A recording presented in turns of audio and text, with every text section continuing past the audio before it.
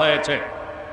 হযরত উলামায়ে কেরাম এই দায়িত্ব পালন করতে হলে একদিকে ইসলামের সঠিক শিক্ষা, ইসলামের সঠিক পরিচয়, ইসলামের পূর্ণাঙ্গ দাওয়াত আল্লাহর কোরআন রাসূলের সুন্নাহর ভিত্তিতে মানুষের কাছে উপস্থাপন করতে হবে।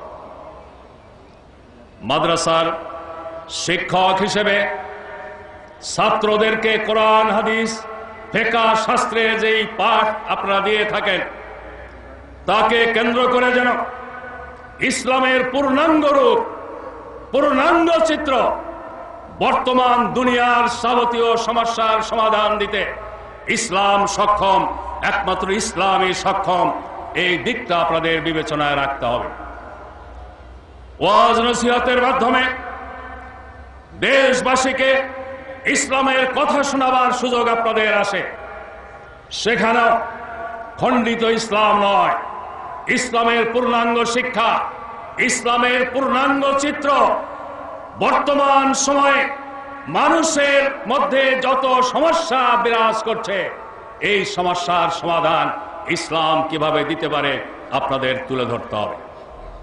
মসজিদের ইমাম খতিব হিসেবে খুতবা দিতে গিয়ে ইসলামের বাস্তব চিত্র, বাস্তব শিক্ষা, ব্যবহারিক জীবন ইসলাম কি দিতে পারে এর পূর্ণাঙ্গ রূপ আপনাদেরকে আমাদেরকে তুলে ধরার চেষ্টা করতে হবে। হযরত উলামায়ে কেরাম সেই সাথে ইসলাম না থাকার কারণে আমরা কিভাবে ক্ষতিগ্রস্ত হচ্ছে, মানব জাতি কিভাবে দুর্ভোগ পোহাচ্ছে এই দিকটাও মানুষের সামনে তুলে ধরতে হবে। অন্যদিকে ইসলামের উপরে আঘাত কোন দিক থেকে কিভাবে আসছে, ইসলাম সম্পর্কে বিভ্রান্তি সৃষ্টির জন্য কারা কোন দিক থেকে কিভাবে চেষ্টা করছে সেই দিকটিও মানুষের সামনে তুলে ধরার জন্য চেষ্টা করতে হবে। হযরত উলামায়ে কেরাম এখানে আমি প্রসঙ্গত বলে রাখতে চাই, একটি ফিতনা, জঙ্গিবাদের ফিতনার মাধ্যমে ইসলামকে কুৎসিতভাবে তুলে ধরা হচ্ছে। আজ বাংলাদেশের মতোই সারা বিশ্বের উলামায়ে কেরাম এ ব্যাপারে ঐক্যমতের রায় দিয়েছেন, যেটাকে ইজমা হিসেবে বিবেচনা করা যায়। এই জঙ্গিবাদের সাথে ইসলামের কোনো সম্পর্ক নেই। এখন এই জঙ্গিবাদের প্রসঙ্গে বিশ্ব জনমতকে মোটামুটি পক্ষে নিতে যখন উলামায়ে কেরাম সক্ষম হয়েছে তখন একটি উস্কানিমূলক কাজ আমরা দেখতে পাচ্ছি। এই উস্কানিমূলক কাজটি হলো ডেনমার্কের একটি পত্রিকায় আমাদের প্রিয় নবী, শেষ নবী মুহাম্মদুর রাসূলুল্লাহ সাল্লাল্লাহু আলাইহি ওয়াসাল্লামের ব্যঙ্গচিত্র ছাপা। পরবর্তী পর্যায়ে ইউরোপীয় ইউনিয়নের বেশ কয়েকটি দেশেও এগুলো পুনঃমুদ্রণ হয়েছে। জঙ্গিবাদের জন্ম আর এই কার্টুনের প্রকাশনা এগুলো কিন্তু একটা থেকে আর একটা বিচ্ছিন্ন নয়। গোটা বিশ্বব্যাপী ইসলামের বিরুদ্ধে চক্রান্ত ষড়যন্ত্রের একটি অংশ। এটি একটি উস্কানিমূলক কাজ। এই উস্কানি দিয়ে আবার প্রমাণ করতে চায় মুসলমানরা উগ্রবাদী, মুসলমানরা জঙ্গিবাদী, তারা প্রতিহিংসা পরায়ণ। এগুলোর প্রতিবাদ অবশ্যই করতে হবে, জোরালো ভাষায় প্রতিবাদ করতে হবে, যুক্তিপূর্ণ ভাষায় প্রতিবাদ করতে হবে, আপোষহীন বক্তব্য দিতে হবে, কিন্তু প্রতিহিংসা পরায়ণ কোন কর্মকাণ্ডকে প্রশ্রয় দেওয়া যাবে না। তাহলে এর পেছনে যারা কলকাঠি নাড়ছে তাদের পরিকল্পনা বাস্তবায়িত হবে, তাদের পাতা ফাঁদে। বিশ্বের কোথাও যেন মুসলিম উম্মাহ পা না দেয়, বাংলাদেশে যেন এদেশের তাওহীদি জনতা পা না দেয়, এ ব্যাপারে উম্মতের গার্জিয়ান হিসেবে হযরত উলামায়ে কেরামকে অতন্ত্র প্রহরীর ভূমিকা পালন করতে হবে। হযরত উলামায়ে কেরাম ইসলামের দাওয়াত উপস্থাপনের ক্ষেত্রে আল্লাহ সুবহানাহু ওয়া তাআলা পক্ষ থেকে 3টি নির্দেশনা আছে, আপনারা জানেন। আমি এখানে ব্যাখ্যা দিতে যাব না। আমি আমাকে সহ এই আল্লাহর নির্দেশনাকে স্মরণ করে সবসময় সামনে রাখতে চাই।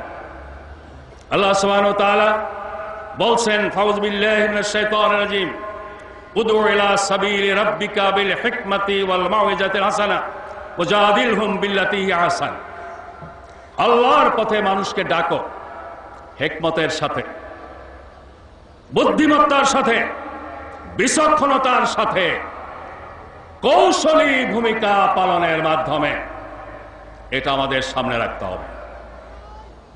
এরপরে মাওয়াইজায়ে হাসানা, সুন্দর উত্তম উপদেশ,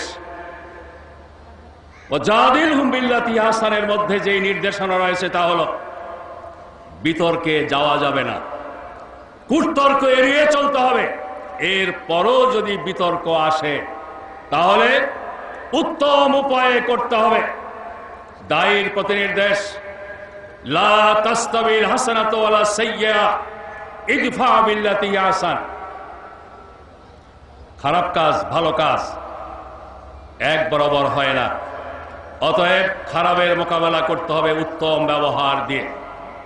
হযরত উলামায়ে কেরামের মাধ্যমে এদেশের ইসলামী জনতা যাতে এই তিনটি নির্দেশনার ভিত্তিতে ইসলামের দাওয়াত মানুষের কাছে পৌঁছাতে পারে, সে ব্যাপারেও আপনাদেরকে দিকপাল অভিভাবকের ভূমিকা পালন করতে হবে। মনে রাখতে হবে, ইসলাম অন্ধ আবেগ সর্বস্ব আদর্শ নয়। ইসলাম যুক্তিপূর্ণ, বিজ্ঞানসম্মত, বুদ্ধিবৃত্তিক আদর্শের নাম। শেষ নবী মুহাম্মদুর রাসূলুল্লাহ সাল্লাল্লাহু আলাইহি ওয়াসাল্লামের প্রতি দাওয়াত পেশ করার ক্ষেত্রে আল্লাহ সুবহানাহু ওয়া তাআলার নির্দেশ, কুল হাযিহি সাবিলি আদউ ইলাল্লাহ আলা বাসীরাতিন আনা ওয়া মান ইত্তাবা'আনি। বলে দাও হে মুহাম্মদ, এটাই আমার পথ, আমি মানব জাতিকে আল্লাহর দিকে ডাকি।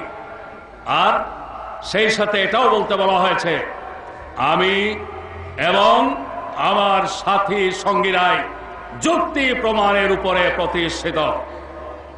এই নির্দেশকে সামনে রেখে, ইসলামের দাওয়াত বর্তমান প্রেক্ষাপটকে সামনে রেখে, আধুনিক বিশ্ব পরিস্থিতিকে সামনে রেখে, আধুনিক যুগে আধুনিক শিক্ষিত ব্যক্তিদের মানুষের মন মানসিকতাকে সামনে রেখে, মনস্তত্ত্বকে সামনে রেখে যুক্তিপূর্ণ উপায়ে, বুদ্ধিবৃত্তিক উপায়ে ইসলাম পেশ করার উপরে গুরুত্ব দিতে হবে।